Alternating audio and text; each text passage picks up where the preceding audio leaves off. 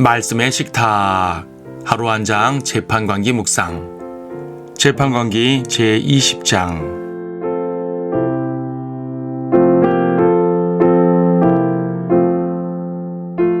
20장 48절을 보겠습니다. 이스라엘 사람들이 베냐민 자손 내게로 다시 돌이켜 칼날로 그들을 쳤으니 각 성읍 사람들은 물론이요 짐승들도 손에 닥치는 대로 쳤으며 또한 그들이 잃은 모든 성읍들을 불살랐더라.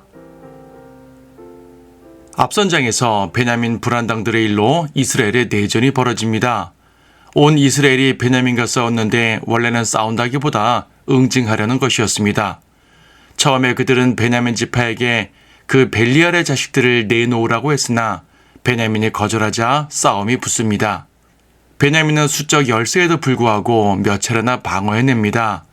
하지만 결국 베냐민이 패배하고 완전히 몰락해버립니다. 전투 자체만 볼 때 베냐민은 매우 용맹했습니다. 그들 중 700명은 거의 특등사수 수준입니다. 하지만 그들은 불의한 군대였습니다. 불의한 군대는 아무리 용맹해도 칭송받을 수 없습니다. 베냐민이 왜 그 불안당들을 비호했는지는 모르겠지만 악인을 비호하는 것은 그 자체가 죄악입니다. 어쩌면 베냐민은 온 이스라엘이 미스페에 집결했다는 것에 위협을 느꼈을 수도 있습니다. 자기들이 볼 때 별것도 아닌 일에 왜 이렇게 위협적이냐고 생각했을 수도 있습니다. 하지만 이것은 결코 별것 아닌 일이 아닙니다. 특히 당시의 대제사장이 아론의 손자 피느하스였는데 그는 과거 바알볼의 범죄 때 음행하던 남녀를 직접 처단하여 주의 분노를 가라앉혔던 사람입니다. 또 요단 동편 지파가 분리해 나간다는 오해를 받았을 때 그곳에 파견되어 문제를 해결하기도 했습니다. 즉, 그는 개인과 지파의 죄 때문에 온 이스라엘이 심판에 처하게 되는 것을 극도로 경계한 사람이었습니다. 죄에 대해서 경계하는 자세는 매우 좋습니다. 하지만 이 상황이 극도로 혼란스러운 상황임을 잊으면 안 됩니다. 온 이스라엘은 필요 이상으로 분노했고 한 지파가 이스라엘 역사에서 지워질 뻔한 살육을 벌이게 됩니다.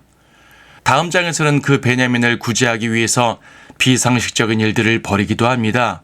또한 앞장의 레위인이 비상식적인 방법으로 온 이스라엘을 불러 모은 것도 문제입니다. 더욱이 이스라엘은 우상숭배 같은 더 중요한 문제에 대해서는 침묵을 했습니다. 우상숭배는 이스라엘의 근간을 흔드는 근본적인 범죄임에도 간과하더니 음행과 폭력이라는 외형적 범죄에 대해서만 흥분한 것입니다. 그 레위인이 이스라엘에 얼마나 큰 영향력이 있었던 사람인지는 모르겠으나 조각난 시신을 보고 모여든 사람들이 그 끔찍한 시신 훼손에 대해서 비상식적으로 침묵했다는 것도 이해가 되질 않습니다. 이처럼 재판관계는 그 초기부터 혼란스러운 상황을 보여줍니다. 왕이 있었다면 정식으로 그 불안당들을 잡아들이고 심판을 했겠지요. 하지만 베냐민은 제 식구를 감싸다가 봉변을 당했습니다. 그들이 죄에 대해 책망을 받은 것은 당연하나 그 모든 과정은 정상적이지 않았습니다. 신명기 17장은 각 성읍에서 우상숭배 등으로 하나님께 범죄하는 사람은 살피고 조사해서 정식으로 심판하라고 말씀하십니다. 왕이 없어도 율법, 즉 하나님의 말씀만 살아있으면 사회는 바로잡혀질 수 있었다는 것입니다. 하지만 말씀으로 바로잡혀지지 않은 이스라엘은 이방의 행실만 따릅니다. 때로는 의로운 일들을 한다면서도 육신적이고 세상적인 방식으로 행합니다. 어찌 보면 오늘날이 재판관계 시대 같은 혼탁한 상황입니다. 하나님을 섬긴다는 사람들은 많으나 말씀 안에서 주님의 뜻을 온전히 발견하지 못합니다. 그래서 우리는 더욱더 하나님의 말씀을 가까이 해야 하겠습니다. 말씀해 주시는 건전한 사고와 판단력이 무엇보다 필요한 때입니다.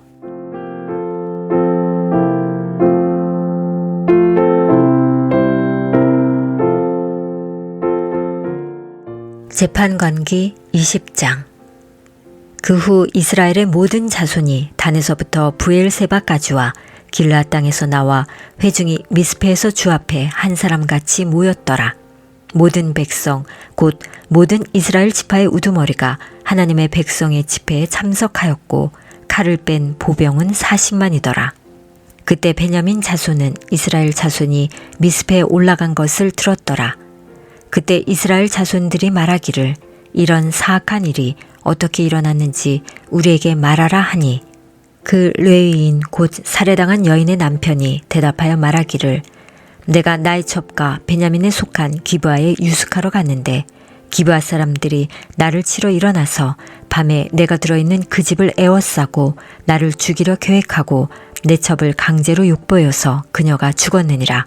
그리하여 내가 내 첩을 취하여 조각을 내어 이스라엘 유업의 온 땅에 두루 보내었으니 이는 그들이 이스라엘에서 음란한 짓과 어리석은 짓을 행하였음이라. 보라, 너희는 모두 이스라엘 자손이라. 여기에 너희의 충고와 조언을 늘지니라 하였더라. 모든 백성이 한 사람같이 일어나서 말하기를 우리 중에 누구도 자기 장막으로 가지 아니하며 우리 중에 아무도 자기 집으로 돌아가지 아니하고 우리가 기브아에 행할 일은 이러하리라. 우리가 제비를 뽑아 그들을 치러 올라가리니 우리가 이스라엘의 모든 지파를 통틀어 100명에서 10명을 1000명에서 100명을 10,000명에서 1000명을 뽑아 그 백성을 위하여 양식을 가져와서 무리가 이스라엘에서 행했던 모든 어리석은 짓에 따라 그들로 베냐민 기브아에 가서 행하게 하리라 하니라. 그리하여 이스라엘의 모든 사람이 한 사람같이 합심하여 그 성읍을 치러 모였더라. 이스라엘의 지파들이 베냐민 온 지파에게 사람들을 보내어 말하기를 너희 가운데서 행한 이런 일이 얼마나 사악하냐. 그러므로 이제 기브아에 있는 벨리알의 자식들은 그 사람들을 우리에게 넘겨주어 우리가 그들을 죽여 이스라엘에서 악을 제하게 하라 하였으나 베냐민 자손이 이스라엘 자손인 그들 형제의 음성에 경청하려 하지 아니하고 오히려 베냐민 자손이 성읍들에서 기브아로 모여 이스라엘 자손을 대적하여 싸우러 나가려 하니라. 그때 성읍들에서 나온 베냐민 자손이 계수되었으니 기브아의 거민들 즉 700명으로 계수되어 뽑힌 자들을 제외하고 칼을 뺀 자가 26,000명이더라. 이 모든 백성 중에서 뽑힌 700명은 왼손잡이인데 그들은 모두 돌을 던지되 머리털만큼도 빗나가는 법이 없더라. 베냐민 외에 이스라엘 사람들 중 칼을 뺀 사람이 40만 명으로 계수되었으니 이들은 모두 전사더라. 이스라엘 자손이 일어나서 하나님의 집에 올라가 하나님의 조언을 구하여 말하기를 우리 중에 누가 먼저 베냐민 자손을 치러 올라가리까 하니 주께서 말씀하시기를 유다가 먼저 올라가야 하리라 하시니 이스라엘 자손이 아침에 일어나 기브아를 향하여 진쳤더라. 이스라엘 사람들이 베냐민을 대적하여 싸우러 나갔으며 이스라엘 사람들이 기브아에서 그들을 대적하여 싸우려고 전열을 가다듬었으나 베냐민 자손이 기브아에서 나와서 그날에 이스라엘인 22,000명을 쳐부수어 땅에 거꾸로 뜨렸더라. 그 백성 이스라엘 사람들이 스스로 용기를 내어 그들이 첫날 전열을 가다듬었던 그 자리에서 다시 전열을 가다듬었더라. 이스라엘 자손이 올라가서 저녁까지 주 앞에 울며 주의 조언을 구하며 말하기를 내가 내 형제 베냐민 자손을 대적하여 싸우러 다시 가야 하리까 하였더니 주께서 말씀하시기를 그들을 대적하여 올라가라 하시니라. 이스라엘 자손이 둘째 날 베냐민 자손을 치러 가까이 나갔으나 베냐민도 둘째 날 그들을 치러 기브아에서 나와서 다시 이스라엘 자손 18,000명을 쳐부수어 땅에 거꾸로 뜨렸더니 이들 모두는 칼을 빼는 자였더라. 그러자 이스라엘의 모든 자손과 모든 백성이 올라가 하나님의 집에 와서 울며 주 앞에 앉아서 그날 저녁까지 금식하며 주 앞에 번제와 화목제물을 드리고 이스라엘 자손이 주께 물어 그 당시에는 하나님의 언약궤가 거기 있고 아론의 손자 엘르아살의 아들 피느하스가 그 당시에는 그 앞에 섰음이라. 말씀드리기를 내가 내 형제 베냐민 자손을 대적하여 싸우러 다시 나가야 하리이까 아니면 그만두리까 하니 주께서 말씀하시기를 올라가라 내일은 내가 그들을 너희 손에 넘겨주리라 하시니라. 이스라엘이 기브아 주위에 매복병들을 배치하고 이스라엘 자손이 3일째에 베냐민 자손을 치러 올라가서 다른 때와 마찬가지로 기브아를 향하여 전열을 가다듬었더니 베냐민 자손이 백성을 대적하러 나가서 성읍으로부터 멀리 유인되었더라. 그들이 백성을 쳐서 한 무리는 하나님의 집으로 다른 한 무리는 들에 있는 기브아로 올라가며 대로에서 다른 때와 마찬가지로 이스라엘 사람 약 30명을 죽이기 시작하며 베냐민 자손이 말하기를 이들이 첫 번째와 마찬가지로 우리 앞에서 패배하였다 하더라. 그러나 이스라엘 자손이 말하기를 우리가 도망하여 그들을 성읍으로부터 대로로 유인하자 하더라. 모든 이스라엘 사람이 그들의 자리에서 일어나서 바알 다마르에서 전열을 가다듬고 이스라엘 매복병들은 그들의 자리 즉 기브아 초장에서 앞으로 나왔더라. 온 이스라엘에서 택한 사람 1만이 기브아를 치러 왔는데 싸움이 치열했으나 베냐민인들은 재앙이 그들에게 미친 것을 알지 못하더라. 주께서 이스라엘 앞에서 베냐민을 치심으로 이스라엘 자손이 그날 베냐민인들 25,100명을 죽였으니 이 모두가 칼을 빼는 자였더라. 그리하여 베냐민 자손이 자기들의 패한 것을 보았으니 이스라엘 사람들이 기브아에 따로 숨겨놓은 매복병들을 믿고 베냐민 사람에게 자리를 내어 주었음이더라. 매복병들이 서둘러 기브아로 돌진하며 매복병들이 늘어서서 칼날로 온 성읍을 치니라. 이스라엘 사람들과 매복병들 사이에는 정해놓은 신호가 있었으니 그들이 성읍에서 큰 불꽃을 연기와 함께 올리자는 것이더라.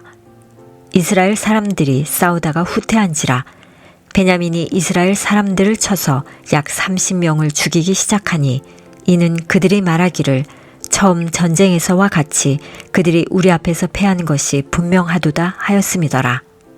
그러나 성읍에서 불꽃이 연기 기둥과 더불어 솟아오르기 시작할 때에 베냐민 사람들이 그들 뒤를 쳐다보니 보라 성읍의 불꽃이 하늘까지 올라가더라. 이스라엘 사람들이 다시 돌이키자 베냐민 사람들이 놀랐으니 이는 재앙이 그들에게 미친 것을 봄이더라. 그러므로 그들이 이스라엘 사람들 앞에서 등을 돌려 광야길로 향했으나 싸움이 그들을 덮치니 성읍들에서 나온 자들을 이스라엘 사람들이 그들 가운데서 진멸시키더라. 그들이 베냐민 사람들을 에워싸고 추격하여 해 뜨는 쪽 기브아 건너편에서 손쉽게 그들을 짓밟더라. 베냐민에서 쓰러진 자가 18,000명이니 이 모두가 용맹한 사람들이더라. 그들이 돌이켜 광야 쪽으로 도망하여 림몬 바위에 이르렀으니 이스라엘이 대로들에서 5,000명을 이삭 줍듯 하였으며 기돔까지 맹추격하여 그들 중 2,000명을 죽였더라. 그리하여 그날의 베냐민에 쓰러진 자는 모두 칼을 뺀 25,000명이었으니 이들 모두가 용맹한 사람들이더라. 그러나 600명은 돌이켜 광야로 도망하여 림몬 바위에 이르러 림몬 바위에서 넉 달을 지냈더라.